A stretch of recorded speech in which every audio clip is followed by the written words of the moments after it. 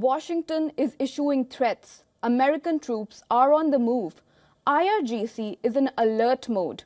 Tehran is loading missiles. Trump has been briefed. The targets are logged and loaded.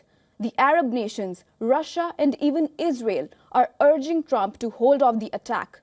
This is no bluff, and Iran is no soft target. Here's our report.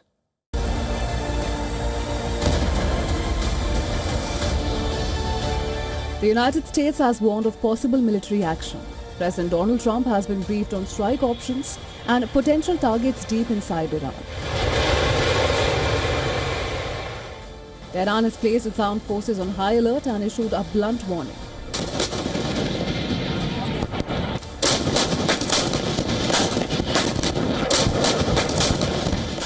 Any attack will trigger retaliation not just against the United States, but also against neighbors hosting American bases. Arab nations are urging restraint. They fear the fallout, because this war, if it comes, will not be short. It will not be contained, and it will not be simple. The situation could quickly spiral into a firestorm. Iran says it is ready to fight. The real question is whether it can endure a prolonged war with the world's most powerful military. Across air, land, sea, cyberspace and multiple regional fronts. Militarily, Iran is not defenseless, far from it. Iran fields around 580,000 active duty troops and another 200,000 in reserve, one of the largest forces in West Asia. Its military is split between the regular army and the Islamic Revolutionary Guard Corps. The IRGC, an elite force tasked with regime survival, internal control and regional operations. Iran's real strength lies in missiles and drones. Tehran possesses one of the largest missile arsenals in the region. Ballistic missiles with ranges up to 2,000 kilometers, cruise missiles, precision-guided systems, underground launch sites buried deep in mountains.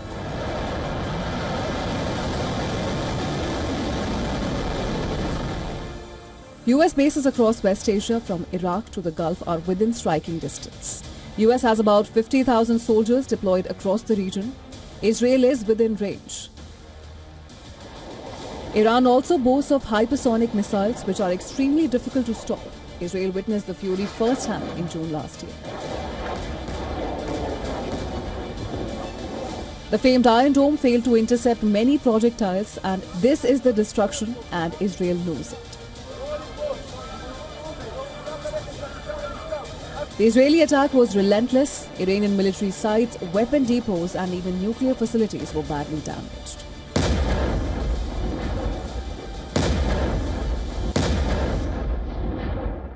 But Iran has rebuilt fast. After the 12-day war last year, when US and Israeli strikes hit nuclear sites and wiped out senior commanders, including IRGC chief Hossein Salami. Tehran moved quickly. Production lines were restored, missile stockpiles replenished. The Revolutionary Guards now openly claim increased missile reserves and heightened battle readiness. Then there are the drones. The Shahed series, cheap, deadly, battle-tested in Ukraine and Sudan. They are hard to intercept, ideal for overwhelming air defenses. Iran has thousands of them. Add to this the proxy network, battle-hardened Hezbollah, Hamas remnants, the Houthis who have long-range missiles. Then there are militias across Iraq and Syria, controlled, armed and coordinated by the IRGC.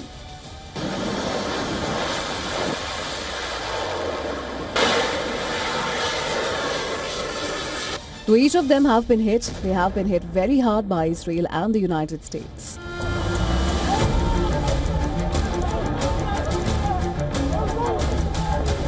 Today, they all are a depleted force, but still holds a lot of firepower. Any war risks igniting all fronts at once. But Iran's strength has limits. Iran's military has taken blows. Its proxy shield has been badly damaged. Its top leadership has been targeted, and its economy is dangerously weak. Iran's military has taken a blow. The Iranian rial has collapsed to nearly 1.47 million to the US dollar. Inflation jumped to about 47%. The falling currency has wiped out savings, reduced purchasing power, and created fear that prices will continue rising. Well, the situation in the bazaar has slightly improved. People come to shop a bit more, but generally the whole cost of living situation for people is weak, especially in shopping. But thankfully the security situation is improving. People come out to shop a bit more.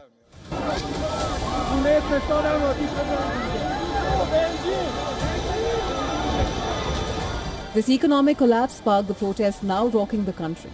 A war would push it over the edge. Diplomatically, Iran has backing. But is that enough? Russia and China oppose US aggression. Turkey and Qatar urge calm. Saudis have announced that their territory can't be used by US to launch attacks. But Venezuela has shown how little statements can mean when bombs fall.